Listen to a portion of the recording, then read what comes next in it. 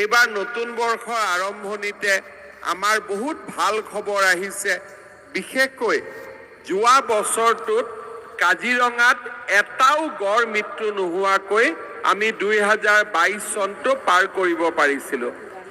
আজি ভাৰতৰ প্ৰধানমন্ত্ৰী নৰেন্দ্ৰ মোদী ডাঙৰীয়াই মই ইয়াত আহি থাকোঁতে টুইটত দেখিছোঁ, তেওঁ অসমৰ ৰাইজক অভিনন্দন জনাইছে যে সদায় 20টা 25টা 27টা গড় মৰে, কিন্তু 2022 চনটো আমাৰ কাৰণে ইমান ভাল আছিলে যে এটাও গড় চোৰাং চিকাৰীয়ে মাৰিব পৰা নাছিল।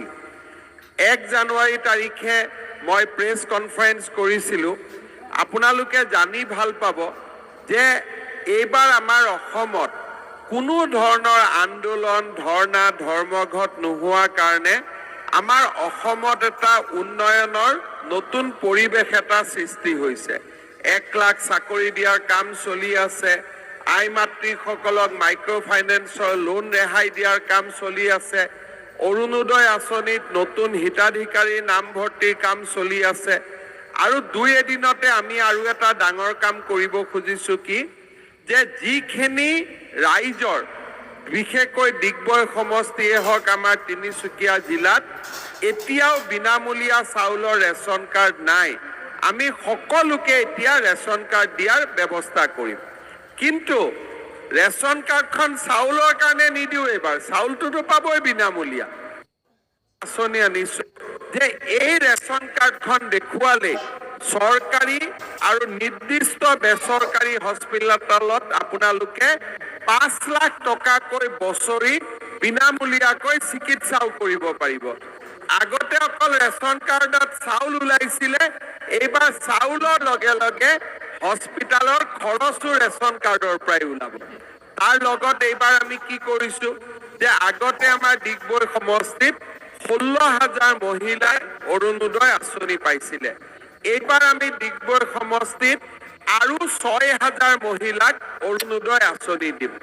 অৰুণোদয় আঁচনি আছিলে আগতে 830 টকা, 150 টকা, আৰু প্ৰত্যেক বছৰেই বাঢ়ি বাঢ়ি গৈ থাকিব, যাতে এনেকে মানুহৰ কৰ্মচাৰীৰ দৰমহা বাঢ়ে, অৰুণোদয়ৰ দৰমহা বাঢ়ি বাঢ়ি গৈ থাকিব। আৰু আপোনালোকে দেখিছে যে আমাৰ অসমৰ চাৰিওফালে কিমান উন্নয়নমূলক কাম 2022ত আৰম্ভ হৈছে। এতিয়া এই কামবিলাক আমি কিয় কৰিব পাৰিছোঁ?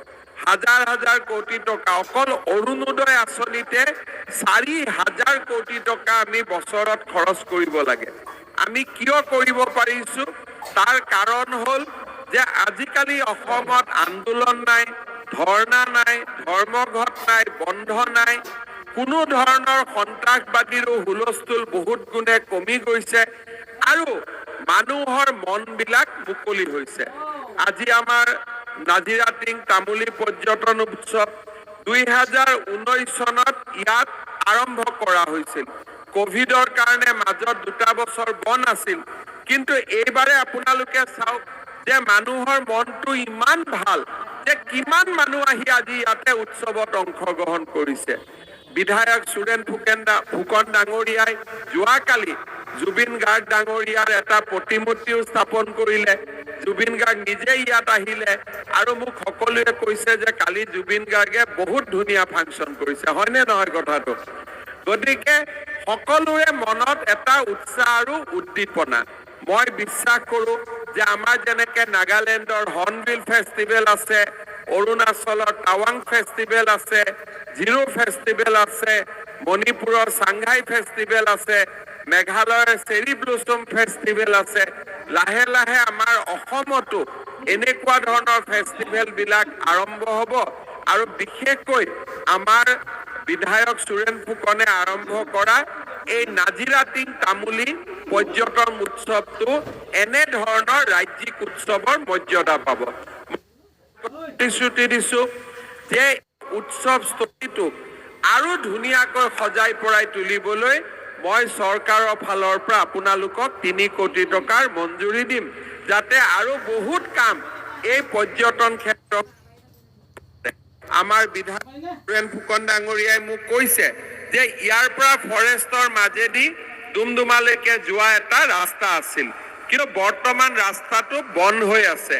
কিয় বন্ধ হৈ আছে মই নাজানো। যদি বন বিভাগৰ কোনো আপত্তি নাথাকে মই আপোনালোকক আকৌ এবাৰ সোনকালে বনাই দিয়াৰ চেষ্টা কৰিম। ৰাস্তাটো বন্ধ হৈ আছে। কিয় বন্ধ হৈ আছে মই নাজানো। যদি বন বিভাগৰ কোনো আপত্তি নাথাকে এই 10 কিলোমিটাৰ ৰাস্তা মই আপোনালোকক আকৌ এবাৰ সোনকালে বনাই দিয়াৰ চেষ্টা কৰিম, যাতে ৰাইজৰ অভাৱ অভিযোগসমূহ দূৰ হ'ব পাৰে। আজি আমি ইয়াতে সুৰেন ফুকন ডাঙৰীয়াই ধুনীয়া ডিব্ৰু ভৱন অতিথিশালা পাতিছে। 57 লাখ টকা দি অতিথিশালাটো পাতিছে। এই অতিথিশালাটো হোৱাৰ লগে লগে আমাৰ ইয়াতে বহুতো পৰ্যটকো আহিব, ৰাতি থাকিব। এই অঞ্চলৰ আৰ্থিক অৱস্থা আগতকৈ বহুখিনি ভাল হ'ব।